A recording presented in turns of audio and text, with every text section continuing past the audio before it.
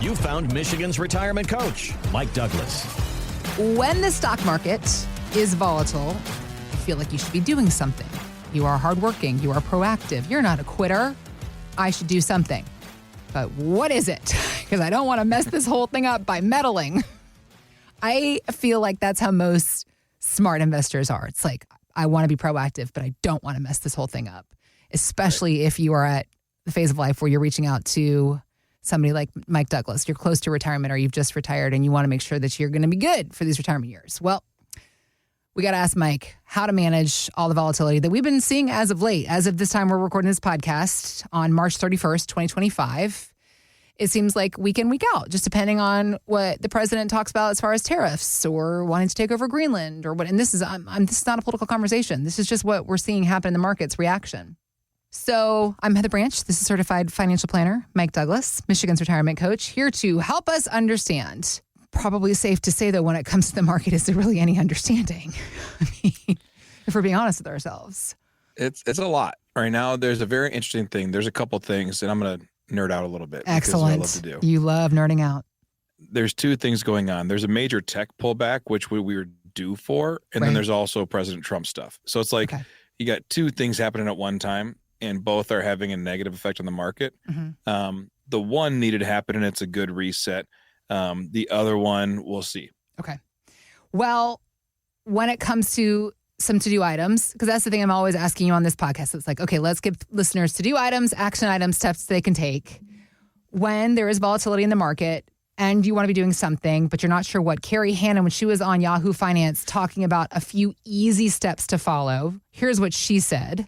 Number one, I tell people, sit on your hands a little bit. Wait before you make any big emotional moves, okay? Number two, it's important to stay in equities, no matter how close you are to retirement. This is where your growth is going to continue to come from. That said, the older you are and the closer you are to retirement, you need to shift a bit into, some cash equivalents or some great fixed income opportunities. We're just at the beginning of what I would anticipate to be a few years of volatility. And so periodically, you should be rebalancing anyway, but this might be a good time to have that conversation. She's calling us out a little bit. At that very end there, she slid it in. You should be rebalancing periodically anyway. It's like, well, dang, Carrie, we didn't need to hear the obvious. Right. But, I mean, she made several points there. She also said, regardless of your age, you should be staying in equities. Unless you're closer to retirement. I'm like, that's regarding age. Okay, so got some mixed messages there. Yeah. So come on, Carrie. Come on. Carrie, let's trash the person who's not here to defend themselves. Yeah, that's right. Yahoo Finance. But obviously, some actionable items there. What do you think about her advice? Would you add to the list? Let's break, again, action steps. Let's break things down a little bit. Yeah. I think that there's really 5 key things that we should be looking at to make good decisions during volatile times. Okay. The first one, stay focused on the long-term plan. Okay. Don't jump to the end. There's no shortcutting in this line. You have a long-term vision of what you want your life to look like and where you want it to go and where you want your finances to be. Now, for some people that may be, I want to retire in 4 years, 10 years, 12, 15, 20 years, whatever the number is. And so as a result, I need these actions along the way to get me there. And I always use this example, but whenever we go on the road trips, when we go out east to visit my family, we just went down to Missouri a couple weeks ago and we drove, and you just put the destination in your GPS. You don't put your location, you put the destination. Mm-hmm. And then your GPS sees where you are, it sees where you want to go, and it maps out the best way to get there. Then as you're going, you get these alerts, updates. We're going to go a different route because I saved you 7 minutes, or we need to change because there's traffic ahead or construction. And these updates will tweak the plan to get you to the destination you want. It doesn't drastically change the plan. If you're going, it's kind of like the thing, if I'm going from Michigan to Delaware, at worst, I know go east, right? Like if a road says west, I don't go on that road. Okay. Right. So like that part we at least can know. Yeah. And so there's basic concepts that we need to keep sticking to. Mm-hmm. And when you are having a long-term vision, it helps you make better short-term decisions. Mm-hmm. Look at the end and make your short-term decisions in line with that. So first thing, stay focused on the long-term plan. Number 2, review your withdrawal strategy. If you're taking money out of your accounts and the market starts going bad, that can be a volatile time because now the market's dropping and I'm taking from a depreciated asset, I'm taking money out. So the market lost me money and then I took money. So if I'm pulling 4% out per year and the market's down 10%, well, now I'm down 14%. And then next year, when I go to take 4% out, do I take 4% of a lower number so I get less income? Right. Or do I take the same dollars, which is now 5 or 6%, and it hurts my portfolio a little more? Yeah. So there's decisions we have to make on withdrawals. Also, the taxation of the withdrawals at this phase of the game. You know what? If the market's down and I pull from my IRAs because I'm in retirement and I have to pull more because I have to take out taxes, Right. it actually can increase some of that risk. And so that's versus if you have non-qualified money or Roth money, there's some different decisions there. So just review your withdrawal strategy and make sure it's current, Okay. and that it still fits how you may need to tweak it in a volatile time. Number 3, assess your risk exposure. The market is what the market is. It's going to be volatile. There's going to be good years that are going to be great, and there's going to be bad years that are bad. That's the definition of volatility, because volatility goes 2 ways. We always think of, the market's volatile, it's losing me money. That's a good point. Yeah, we put the but negative the market also is connotation on volatile it. Yeah. and makes you money, Yeah. right? And that's the other side of it. Like the volatile market makes people money, Right. big time. But it can be volatile like this, like it goes up and then it drops, and it goes up higher, then it drops. And that's really the last 7-8 years in the market. Great growth, major pullback, great growth. And that's been regardless of administration. It happened in 15, it happened in 18, it happened in 2020, it happened in 2022, and now it's happening at the start of this year. So we see growth, pullback. That's volatility. Just understand if you're okay with it or not. So at different phases of life, as Carrie said, she says, well, regardless, you should have equities. I do agree with that. You should probably have some money in the stock portion of the stock market. Okay. But at the same time, you may want to start pivoting towards a less risky position the older you get. Maybe I need some cash alternatives, some fixed income, an annuity, or something that makes sense for you at this phase of life. How do I de-risk the portfolio while still accomplishing my long-term goals? So understanding at this phase of life, are you okay with the amount of risk exposure you have? Because to try and time it out and say, well, I want to be risky when it's good and really, really safe when it's bad, don't try to catch a falling knife. Don't do that. Just have your money in like these pots and just say, this pot can go be risky. This pot can't anymore. Okay. Now, if you're younger, all it's a different chips story. in. Yeah. All chips in. Diversify by having different fast-growing assets, but stay all in. If you are in retirement, you start saying, hold on a second, I cannot lose 30% of my portfolio. I'm not okay with that. So as a result, we have to really de-risk this thing. Okay, great. Different build. So that's just kind of the model that you need to make sure. Understand your risk exposure. Okay. So number 1, long-term planning. Number 2, address your withdrawals. Number 3, assess your risk exposure. Number 4, diversify the right way for now. Right? I kind of just hinted at this in the last one, but diversify in a way that makes sense for who you are today. If you're 20, 25, 30, 35, diversify by getting as many fast-growing blue chip stuff as you can get, or high-risk, high-tech stocks. Get all the stuff. Go all the way in and let it run, because over the next 20 to 30 years, it's going to do you a lot of favors, more good than bad. If you are in retirement or near retirement, you diversify by saying, I'm taking some of the chips off the table and I'm going to go into a fixed income or a cash or an annuity or something like that that really helps protect and give you the income you want the rest of your life without being exposed to the market. We don't want our retirement income to be subject to market losses. We want our portfolio to be subject to gains and some loss, but not income. So it's about diversifying that way. Okay.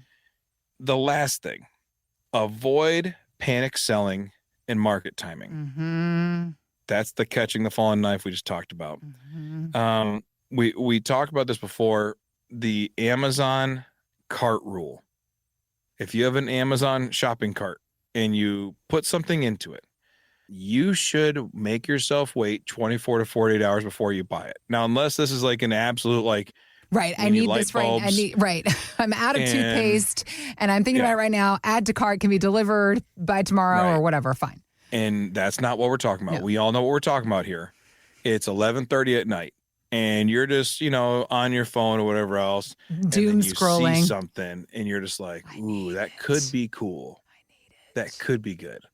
And you throw it in your cart. Yes. Yes. Now, if I had asked you an hour prior, do you need this thing? You would have probably said no. You probably would, maybe you wouldn't even know, what is it? What are you talking about? You didn't even know it existed. Yeah. You know what Heated I respect the Amazon and all the websites that do this. Like, if you push purchase in the next 5 minutes, you can have it by tomorrow. You know that time panic thing that they do. I mean, I respect them such good as a marketing. marketing professional. I respect them, but as a consumer, I'm like, hey man, back off. Don't put baby in a corner. No, exactly. Like don't give me the option to know that when I wake up, this is gonna be sitting on my porch. Yes. Get out of here. Get out of here. And so exercise like a 24 or 48 hour Amazon cart rule. Why? Because it seems like a good idea right now, but we were joking before. At 11:30 at night, 2 places you don't want to be. The kitchen. On Amazon or in the kitchen. I know. No good decisions get made. There's zero willpower at that part of the day. So you don't want to do that. You want to make your decisions early on when you're real strong. Mm-hmm. And so true. If that's what we do for Amazon, think about your investments the same way. Mm-hmm. Bad news hits. I'm not talking like 9/11 bad news, right, or like real issues where you're like, this is a catastrophic thing that's going to tank the market. I have to protect and make a move. Right. Okay, that's different. Right. I'm talking like we're going to tariff New Zealand, right? And that's a new one. I've not heard that one yet, so I'm floating it out there. That's just this is not happening. Could happen. We're just saying. Right. And so let's say that's what we're going to do, and the market dips 2%. And you say, I want out. Hold on. Nope. 48 hours. See what happens. See what comes of it. Okay. We want to have a slow to react to news model. So in the same way that we need to be slow to purchase on Amazon with the impulse buys, we need to be slow to sell out of our portfolio just because of news. Because we've seen this even in the past 3 or 4 weeks where some bad news comes out and it tanks for a week. And you go, oh, here comes the crash. And then 4 straight days of good market. Yeah. And then here comes the crash. And then 3 straight days. And so when any new administration comes in, if it's not business as usual, if you have a complete change of ideology, there will be choppy times. Right. And then typically within a quarter or two, it seems to work itself out that it's either good or bad. So right now with having the tech companies pulling back and with having a lot of new policy and a lot of administrative change and a really new ideology going on. As a result, be patient. Let's see what happens with it and let's see where it goes. Because the thing about equities, and equities just meaning stocks, not bonds or fixed income, but true stock positions in your portfolio, those are the best winners you can possibly own most of the time. But to pick the right one can be challenging. Right. To have the portfolio built the way that makes the most sense for right now can be challenging. And I just understand where you are. So again, long-term planning, review your withdrawal strategies, assess your risk and know what you're okay with, diversify for who you are today. And lastly, 48-hour cart rule on your stocks and your investments, right? We want to be patient. Don't market time. Selling. Don't panic sell. Have a long-term view. We have the destination, our GPS. It's a certain life. Now, we may have to make small pivots, but I'm not talking about going west to go to Delaware. I'm talking about staying on course with small adjustments. So those things all partner together. Those 5 areas really give you a well-rounded plan, and it helps protect you from the news cycle, from the iPhone stock list where you open your app and it says, oh, all red or all green, and you go into a panic mode. Just stay the course and stay part of it. Of course, having a plan in place, one that you are reviewing regularly, as Carrie Hannon was so eloquently pointing fingers. I feel like a finger was pointing right at me. I do. I need to get better about it.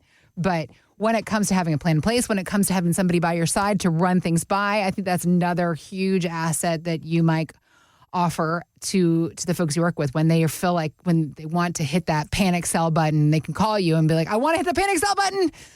And you can say, whoa. Let's think this through. Let's go for a walk. Let's go for a walk. That's right. Walk it off. Walk it off. Gotta shake it off. When it comes to keeping your cool with your investments, particularly for your retirement, Mike and his team are here to help you do just that. You can begin the conversation. Find us anytime at michigansretirementcoach.com. We also have links posted in the show notes. So you can just click there, or again, it's michigansretirementcoach.com. Thanks for listening to Michigan's Retirement Coach with Mike Douglas. To learn more, visit michigansretirementcoach.com. Michael Douglas is an investment advisor representative of Stewards Wealth Planning, LLC, a registered investment advisor. Financial professionals are not licensed in all 50 states. To find out if Michael Douglas is licensed in your state, please call 517-323-7526. Stewards Wealth Planning, LLC is not affiliated with nor endorsed by the Social Security Administration or any other government agency and does not provide legal or tax advice. Annuity guarantees rely solely on the financial strength and claims-paying ability of the issuing insurance company. By contacting us, you may be provided with information about insurance and annuity products offered through Michael B. Douglas, NPN number 9650939.